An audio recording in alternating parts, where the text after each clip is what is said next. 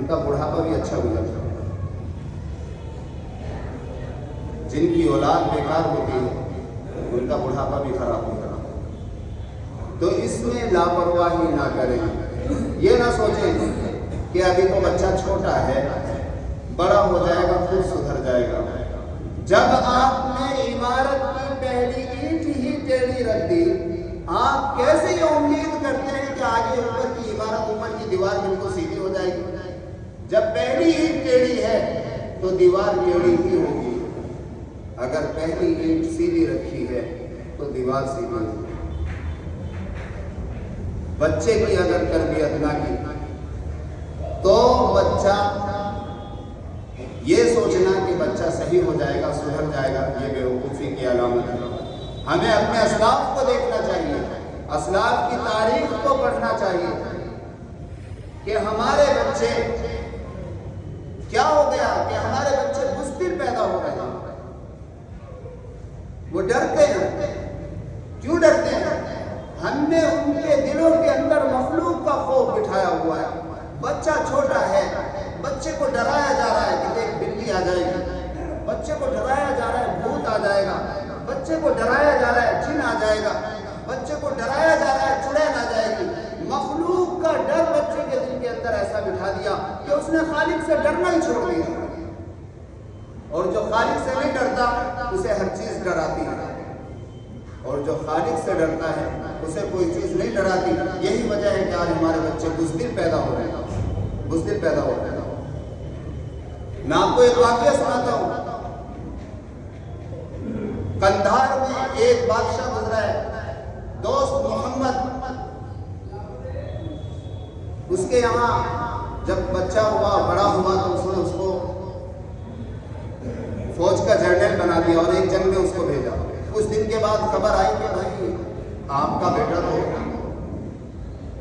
جنگ سے بھاگ گیا، شکست ہو گئی.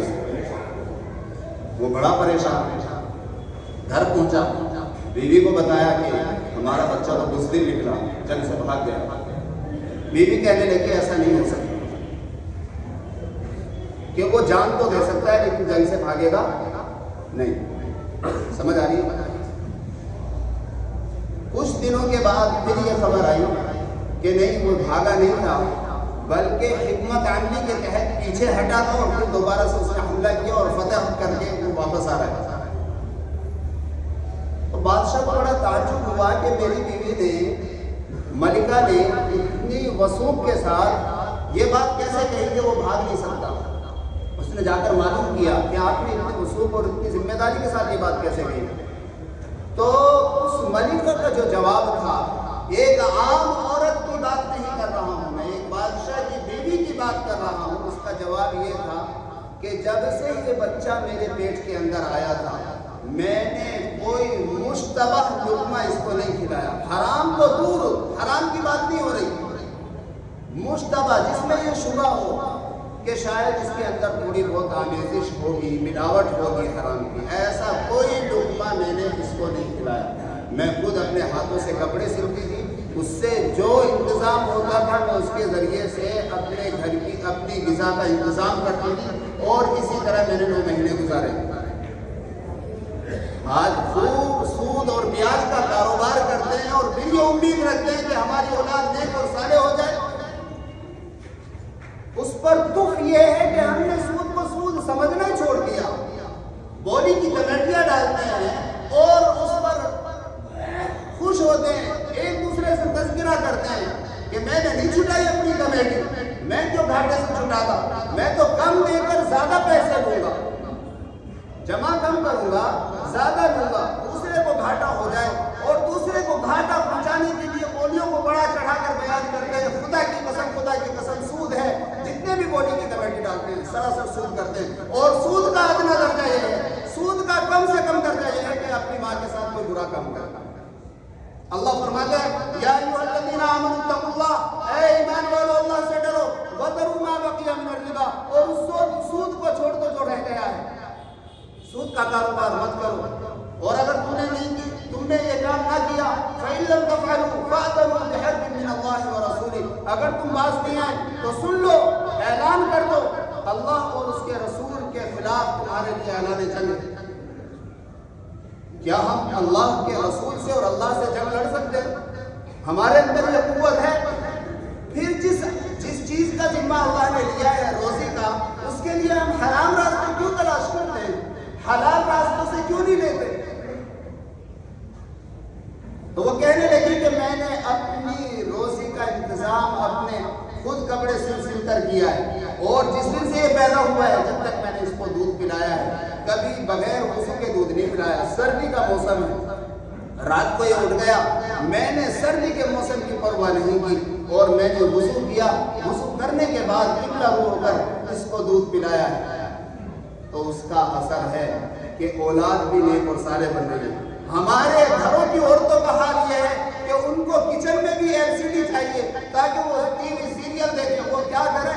لنچ کا ٹائم بھی وہی ہے اور سیریل بھی اسی ٹائم آتا ہے، دونوں کاموں میں سے ایک کام کیسے کر لیں؟ ہمیں معلوم ہوا یمنا بہار کے ایک صاحب نے بتایا کہ کچن میں ہمیں جو ہے LCD لگانی پڑی، وجہ یہ تھی کہ وہ ڈنر کا ٹائم بنانے کا بھی وہی تھا اور ان کا جو ہے وہ سیریل بھی اسی ٹائم پہ آ جاتا تھا، تو وہ دیکھتے۔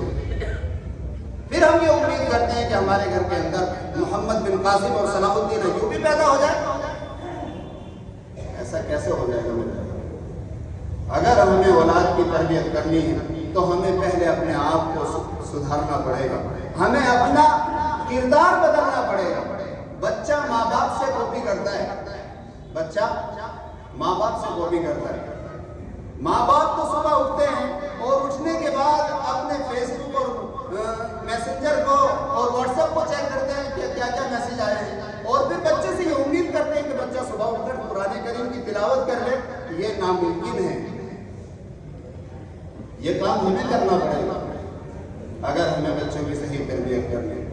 ورنہ اگر بچے ہاتھ سے نکل گئے تو ہم دیکھتے ہیں آپ ہی کے قریب میں پارک ہے، رات کو جوئے کے اڈے چلتے ہیں، 10 جگہ لوگ لڑکے بیٹھے رہتے ہیں اور وہ جوا کھیل رہے ہوتے ہیں، شراب نوشی ہو رہی ہوتی ہے۔ ہمارا مسلم محلہ ہے، اسلامی محلے کے اندر یہ حالت ہے۔ کتنے % ہوں گے غیر مسلم؟ کیا وہ غیر مسلموں کے بچے ہیں؟ کیا ہم نے یہی مینرز دیے ہیں ان کو، یہی اخلاق دیے ہیں، یہی تربیت دی ہے؟ کیا ہماری یہی ذمہ داری تھی؟ جبکہ ہم دیکھ رہے ہیں کہ اس طرح کے حالات ہمارے سامنے ہیں کہ روزانہ آنے والا دن، ہر آنے والا دن ہمارے لیے مشکل ہوتا جا رہا ہے، پھر بھی ہم اپنی اولاد کے تعلق سے بالکل بے فکر ہیں۔ تو میرے بزرگ کو اس کی فکر کرنے کی ضرورت ہے، اس تعلق سے لاپرواہی نہ کریں۔ ہم اپنے بچوں کو اپنے ہاتھوں سے قتل کر رہے ہیں، ہم اپنے بچوں کو اپنے ہاتھوں سے قتل کر رہے ہیں۔ ہم دیکھ رہے ہیں کہ ہمارا بچہ غلط راستے پہ جا رہا ہے، غلط ٹریک پہ چل رہا ہے، لیکن ہمیں بالکل بھی پرواہ نہیں ہوتی کہ ہم اپنے بچوں کو سیدھے راستے پہ لے آئیں۔ اپنے بچوں کو کی تربیت کریں، ان کی جسمانی نشو و نما کا بھی خیال رکھیں، ان کو اچھے سے اچھے چیز کھلائیں، ان کو ڈرائی فروٹس کھلائیں، اچھی چیزیں کھلائیں۔ کیا اس میں لگا دیا فین، کیا کیا کہتے ہیں، ہیل ہے اور اسٹنگ ہے اور پتہ نہیں کیا کیا وہ چلتے ہیں، طرح طرح کی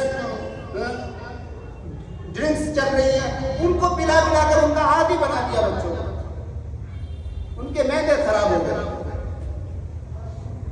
کیا ہماری ذمہ داری نہیں بنتی کہ ہم اپنے بچوں کا خیال رکھیں؟ 100 روپے کی، 150 روپے کی ایک بوٹل آ رہی ہے، اس میں لگا رہے، ارے 100-150 روپے کی کوئی اچھی غذا کھلاتے ہیں کہ یہ انرجی ڈرنک ہے۔ انرجی ڈرنک نہیں ہے، یہ ایسی ڈرنک ہے جو اس کو پی لیتا ہے اس کو اس کی لت لگ جاتی ہے اور اس کو پیے بغیر اس کو چین ہی نہیں آتا۔ روزانہ ڈرنک چاہیے ان کو، کیسی انرجی ڈرنک ہے؟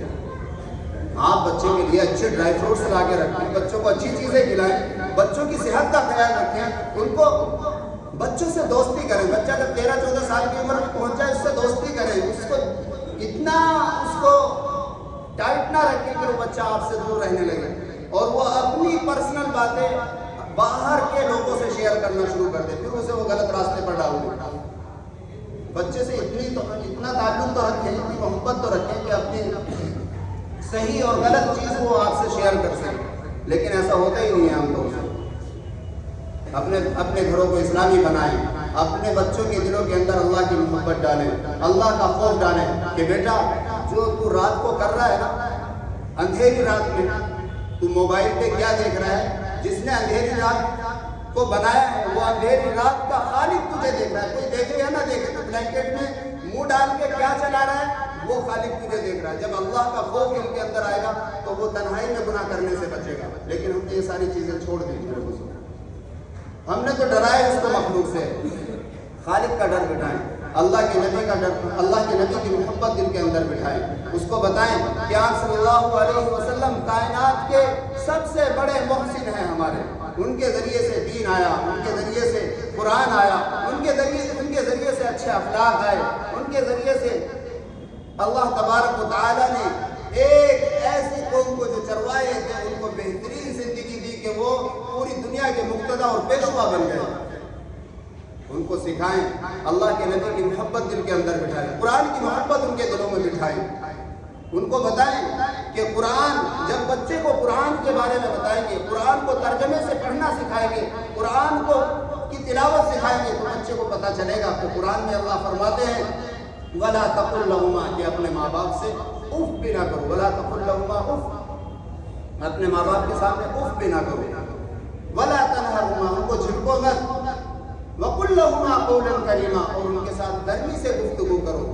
वक्फिज लहुमा जनाह दुल, उनके खिदमत में अपने बाजुओं को बिछा दो। वकुर रब्बिरहम्हुमा कमा रब्बयानी सगीरा, और अल्लाह से दुआ करो, ए अल्लाह तू इन पर ऐसा ही रहम कर जैसा इन्होंने बचपन में मेरी तरबियत करते हुए मुझ पर रहम किया। कुरान ही तो सिखाएगा।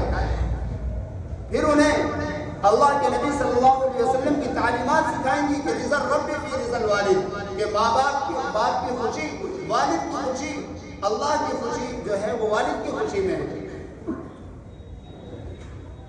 ये सारी चीजें उसको पता चलेगी कि माँ बाप के कदमों की तरह जन्नत है। वो सारी चीजें जब पता चलेगी, जब उन्हें सिखाएंगे। सिर्फ उनकी परवरिश नहीं करनी है बल्कि उनकी तरबियत भी करनी है और उनको नेक बनाना है।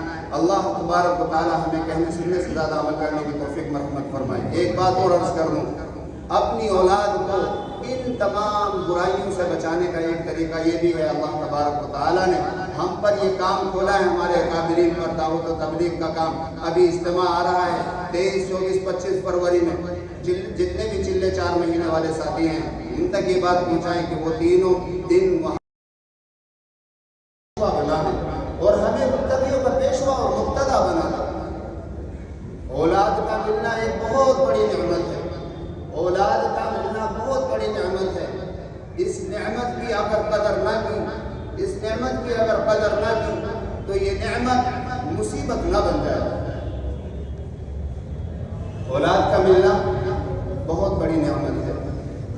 इस नेमत की कदर करो। अल्लाह तबारक व तआला ने किसी को औलाद दी है तो उसको उसकी कदर करनी चाहिए।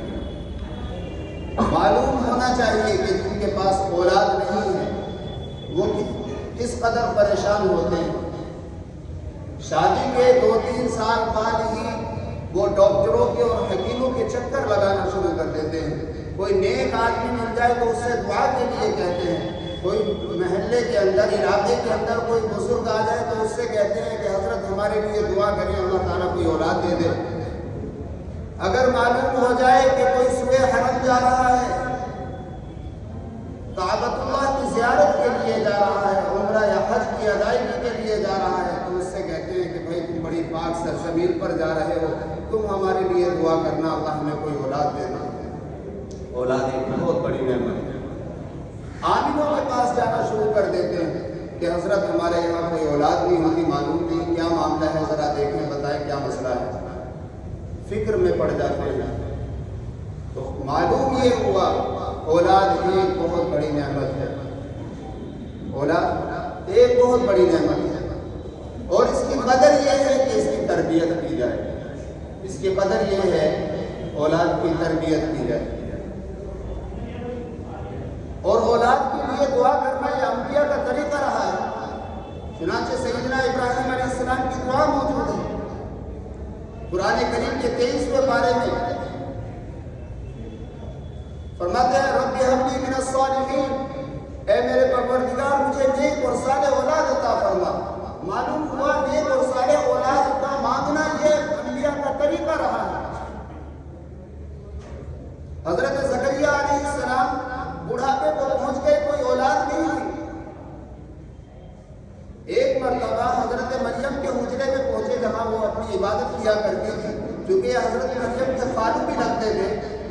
کہ ان کے پاس بغیر موسم کے پھل موجود ہیں. اس وقت اس شہر کے اندر وہ پھل موجود نہیں, آس پاس میں وہ پھل موجود نہیں, بے موسم کے پھل موجود ہیں. معلوم کیا مریم یہ پھل تیرے پاس کہاں سے آئے؟ کہنے لگی میرا پروردگار مجھے کھلاتا ہے, وہ جسے چاہتا ہے جتنا چاہتا ہے دیتا ہے. حضرت زکریا علیہ السلام نے اسی وقت ہاتھ اٹھا لیے. قرآن کریم کہتا ہے ہنالک دعا زکریا ربہ, حضرت زکریا علیہ السلام نے اسی وقت ہاتھ اٹھائے اور یہ دعا کی, اے اللہ تو بے موسم کے پھل مریم کو دے سکتا ہے, مجھے بڑھاپے میں اولاد بھی دے دے, نیک اور صالح اولاد دے دے. اللہ تعالیٰ نے یحییٰ علیہ السلام سے نوازا بڑھاپے کی حالت میں. تو معلوم ہوا نیک اور صالح اولاد کا مل جانا یہ بھی اللہ کی طرف سے بہت بڑی نعمت ہے, بہت بڑی نعمت ہے. اس نعمت کو نعمت رہنے دو, اس نعمت کو مصیبت نہ بناؤ, اس نعمت کو نعمت رہنے دو, اس کو مصیبت نہ بنائیں. کہیں ایسا نہ ہو کہ یہ نعمت مصیبت بن جائے. اگر اس کی تربیت نہ کی اور اس کو صحیح راستے پہ نہ ڈالا تو یہ نعمت مصیبت بن جائے. 25ویں پارے میں اللہ تعالیٰ فرماتے ہیں یَهَبُ لِمَن يَشَاءُ إِنَاثًا وَيَهَبُ لِمَن يَشَاءُ الذُّكُورَ أَوْ يُزَوِّجُهُمْ ذُكْرَانًا وَإِنَاثًا وَيَجْعَلُ مَن يَشَاءُ عَقِيمًا, کہ ہم جسے چاہتے ہیں لڑکیاں دیتے ہیں, جسے چاہتے ہیں لڑکے دیتے ہیں, جسے چاہتے ہیں لڑکیاں اور لڑکے دونوں دیتے ہیں, اور جسے چاہتے ہیں بانجھ کر دیتے ہیں. تو اولاد کا ملنا یہ اللہ کی طرف سے ایک عطیہ ہے, یہ اللہ کی طرف سے ایک تحفہ ہے اور ایک امتحان بھی ہے. اگر ہم نے اس اولاد کی صحیح تربیت نہ کی, ان کو صحیح راستے میں نہ ڈالا, تو آج جو نت نئے فتنے انجام منہ کھول رہے ہیں اور سر اٹھا رہے ہیں, کہیں ایسا نہ ہو کہ وہ اولاد کسی فتنے کا شکار ہو کر ہمارے لیے مصیبت کا ذریعہ بن جائے. حالانکہ نیک اور صالح اولاد تو انسانوں کی نجات کا ذریعہ بن گیا. اللہ کے نبی صلی اللہ علیہ وسلم نے فرمایا کہ جب انسان مر جاتا ہے تو اس کا عمل بند کر دیا جاتا ہے, لیکن کچھ عمل ایسے ہیں کہ اس کے مرنے کے بعد بھی اس کا ثواب اس کو ملتا رہتا ہے. فرمایا کہ نیک اور صالح اولاد جو اپنے والدین کے حق میں دعا کرتی رہے, اس کا ثواب ماں باپ کو ملتا رہتا ہے ان کے مرنے کے بعد. اسی طرح کسی نے کوئی رفاہی کام کر دیا, مسجد بنوا دی, مدرسہ بنوا دیا, کسی جگہ پانی کا انتظام کر دیا, اور مخلوق جب تک اس سے فائدہ اٹھا رہی ہے اس کو اس کا ثواب ملتا رہے گا صدقہ جاریہ کے طور پر. اور تیسری چیز علم دین کسی کو سکھا دیا اور یہ سلسلہ آگے چلتا رہا, جب تک یہ سلسلہ چلتا رہے گا اس کو ثواب پہنچتا رہے گا. تو ان تینوں میں ایک یہ بھی ہے کہ اگر کسی نے نیک اور صالح اولاد چھوڑی ہے وہ اس کے لیے دعا کرتی ہے تو اس کا ثواب ماں باپ کو پہنچتا رہتا ہے. اللہ کے نبی صلی اللہ علیہ وسلم نے ایک مرتبہ فرمایا کہ یاد رکھو کہ ایک باپ کی طرف سے ایک اولاد کے لیے سب سے بہترین گفٹ, سب سے بہترین تحفہ یہ ہے کہ وہ اس کو اچھے آداب سکھا دے, مینرز سکھا دے, اس کو اچھے اخلاق سکھا دے. یہ باپ کی طرف سے سب سے بہترین تحفہ ہے اولاد کے لیے. دیکھو پرورش کرنا ایک الگ چیز ہے, تربیت کرنا ایک الگ چیز ہے. اسلام تقاضا کرتا ہے تربیت کی. اور یاد رکھنا نماز پڑھنا جس طرح فرض ہے, روزہ رکھنا جس طرح فرض ہے, حج کرنا مالدار پر جس طرح فرض ہے, زکات دینا مالدار پر جس طرح فرض ہے, اسی طرح صاحب اولاد پر اولاد کی تربیت کرنا فرض ہے, فرض ہے, فرض ہے. اگر وہ اس فرض میں کوتاہی کرتا ہے تو دنیا میں جو مصیبت ہے وہ تو ہے ہی, آخرت میں بھی یہ اولاد اس کے لیے وبال جان بنے گی, آخرت میں بھی مصیبت بنے گی. اولاد کی تربیت بہت اہم چیز ہے, اولاد کی تربیت بہت اہم چیز ہے. اگر اولاد کی تربیت نہ کی اور اولاد بگڑ گئی, اولاد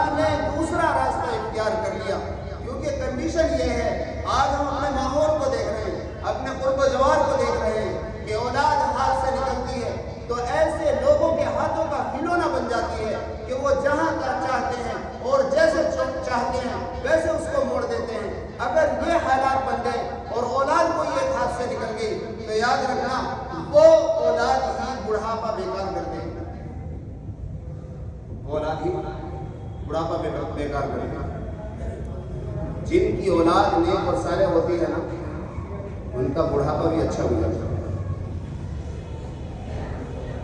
जिनकी औलाद बेकार होती है उनका बुढ़ापा भी खराब होता है। तो इसमें लापरवाही ना करें। ये ना सोचें कि अभी तो बच्चा छोटा है, बड़ा हो जाएगा फिर सुधर जाएगा। जब आपने इमारत की पहली ईंट ही टेढ़ी रख दी, आप कैसे ये उम्मीद करते हैं कि आगे ऊपर की इमारत, ऊपर की दीवार बिल्कुल सीधी हो जाएगी? जब पहली ईंट टेढ़ी है तो दीवार टेढ़ी ही होगी। अगर पहली ईंट सीधी रखी है तो दीवार सीधी होगी। बच्चे की अगर तरबियत ना की तो बच्चा ये सोचना कि बच्चा सही हो जाएगा, सुधर जाएगा, ये बेवकूफ़ी की अलामत है। हमें अपने असलाफ को देखना चाहिए। असलाफ की तारीफ